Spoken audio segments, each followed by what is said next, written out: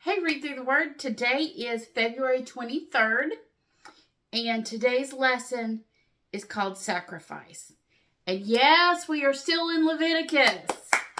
So, we are in Leviticus chapter 21. And let's see. Verse 6. And it says, they must be set apart as holy to their God and must never bring shame on the name of God. They must be holy, for they're the ones who present the special gifts to the Lord, gifts of food for their God. And then it continues. It was hard to pick a verse when I'm going more with an idea than going wide instead of, I don't know, still deep, but I'm going wide with the idea instead of narrow. I think that word works better. This is the point last year, like for my something old. So in I think I wrote this down. Hold on. 2022, this is where we did the whole Molech thing and talked about what that meant and everything. So if you want to go back and look at that to help understand what the deal with Molech is, and how we still are committing the same thing, sin. So we are looking at Leviticus and how we're continuing. I'm going to keep, as we're in Leviticus, just get you with me I might not can get you to make it your favorite, and be as excited about it as I am, but maybe I can help you not dread reading it, and to put it in its proper perspective to help you see what Leviticus does and shows us. And what we see in the book of Leviticus, it presents us with a majestic picture of God's character. Remember, that's one of the things that when you get to really, really hard sections, I say you do it with every piece of scripture, but when you get to something hard and you're like, I don't quite get what this is, say, okay, what does this show me about God? That's always a good way to look at it. I've mentioned before, right now I'm teaching on Tuesday. I'm trying to think. By the time this airs, I will have gotten one through. I only have to the studies through the end of the month of February, and I'm doing Ephesians on Tuesday night. And I think like the first night when we sat in there and we just looked at how God accomplishes just the majesty of God and what he does for us and that all we bring. And we discussed it with the sacrifice too. But we looked at it in the book of Ephesians. The only thing we bring to the equation is our sin. We do nothing. God does it all. So if we look at Leviticus and we see, what does this show me about God? We see this picture of the attributes of God, the character of God. And we see the love of God. You know, so many people say that the New Testament God's different than the Old Testament God. No, he's not. No, he's not. I am. He is. I am. He is. I am. The same yesterday, today, and forever. Well, that's Hebrews. But Jesus Christ yesterday, the same yesterday, today, and forever. And the idea of the I am is the one who was, who is, and is to come. The self-existent, eternal God. He's the same. So the love of God that is shown in the book of Leviticus by loving a sinful people so much that he shows them how to make it possible that he come and dwell in their midst. The holiness of God that Leviticus shows us, sin by sin by sin by sin by sin, how holy he is. And then the justice of God, sacrifice by sacrifice by sacrifice, that sin will be judged. But then there's also the mercy of God that he gave this whole entire system to this group of people is only because of his mercy. so that we see that the love of God, the holiness of God, the justice of God, the mercy of God, the truths about God in Leviticus that is shown through the entire book have not changed. This is the same God. Jesus Christ as both high priest and sacrifice. Once again, Hebrews declared the ritual law and ceremonial law finished. It's finished. No more sacrifices. The veil is torn in two. So all of these things are accomplished through Jesus Christ. We read Leviticus as New Testament Christians understanding the high price that Jesus paid as we read through this book. And then put it in a different perspective. Okay. Wrong. I brought the other separate Bible. Romans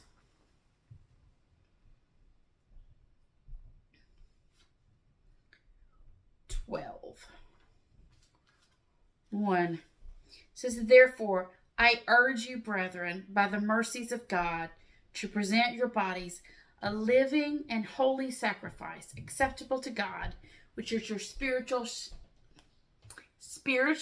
service of worship." Tongue twister there for a second. So, how does this work? Okay. There's still sacrifice involved. Now, that's the importance of understanding all the sacrifices and how Jesus, what that shows us about drawing near to God. But we're still called to a sacrifice.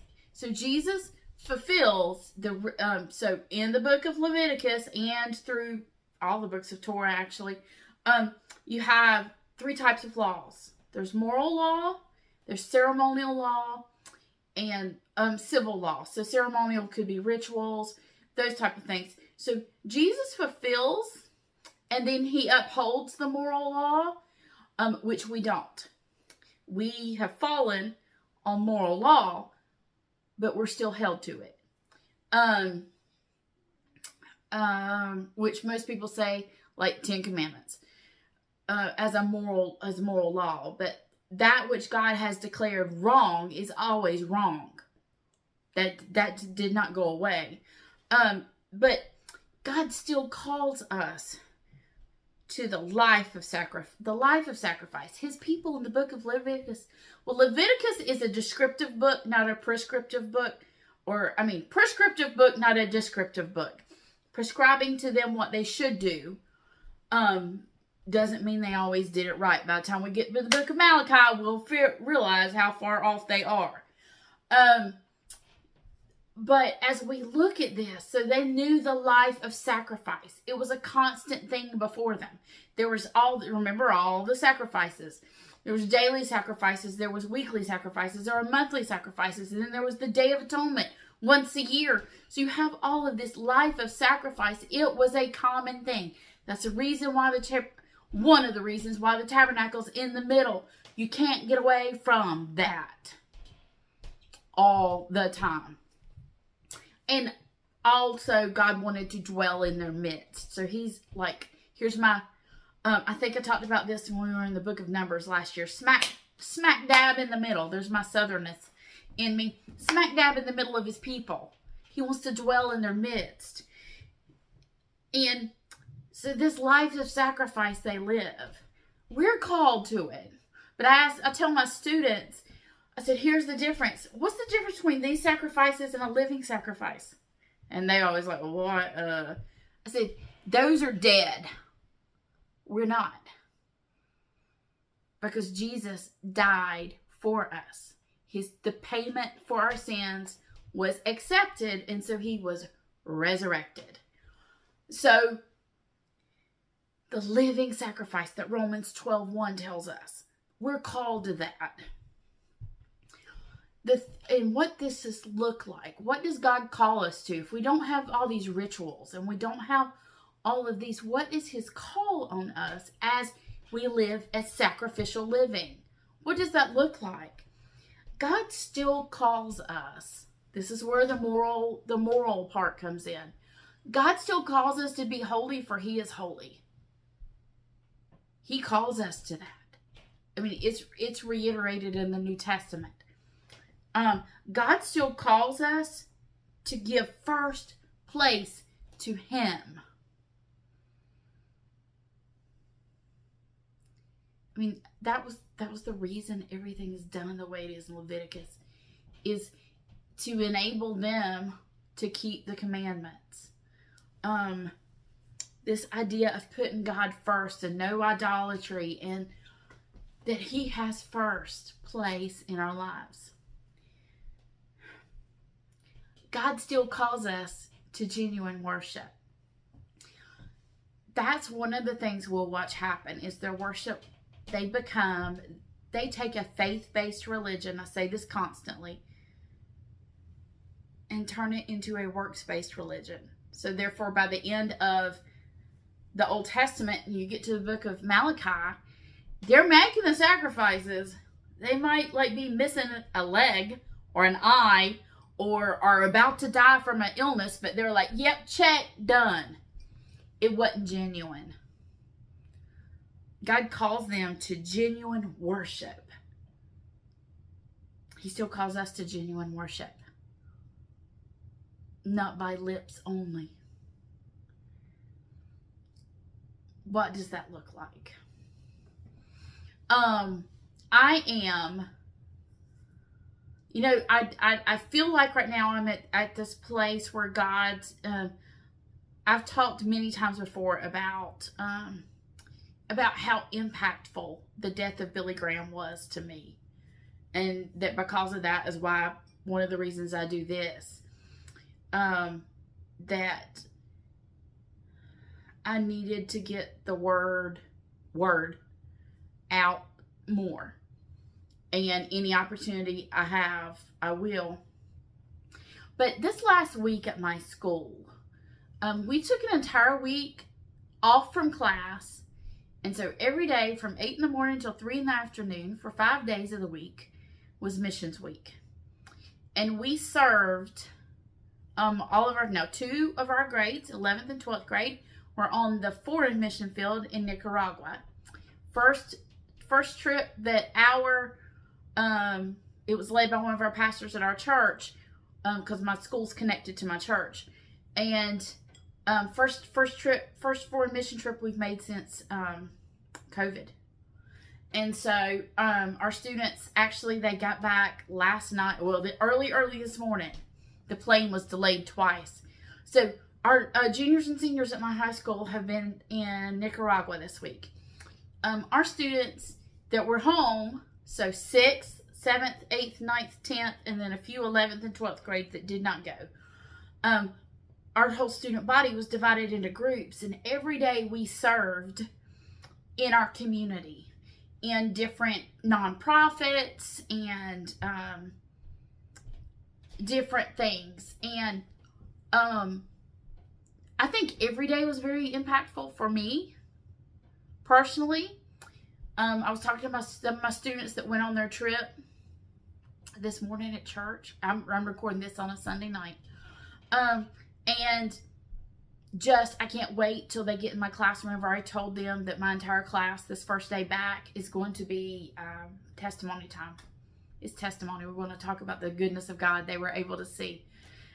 But I've been blown away by the work done by a nonprofit that's in my area. And if you're in my area, Heart for Monroe. Heart for Monroe is in absolutely everything. And was just convicted by, what am I putting first? Am I putting my own comfort first? Am I putting my own, what am I putting first when there are people not 2 miles from my home who could use what I have? Or who I was just blown away with how far they can take money and donations and stretch them. And one of the things they told me, so we did a food pantry for a college, that college students, you know, if you're on scholarship or everything, you don't have any money, or if your parents or your families used everything to send you to school. So like we did a food pantry for a college because kids are hungry. And we worked with another church, and what they were doing in a community event, and I was just blown away with how God takes what seems like a sacrifice to us. That's right, that's what it's called, a sacrifice. It's going to hurt. But how God takes what little we can give and combines it with others to do a mighty work. And I am praying hard for my students. I'm praying hard for my school and hard for my community, that a revival will kick in as I'm watching this happen in places all over our country. That the act of revival is an accelerated work of God. And that it starts with me. And understanding, what do I have in my hands that I'm holding tightly to, that I need to release to God and let Him work. That's what we do as a living sacrifice. We'll see you next time on Read Through the Word.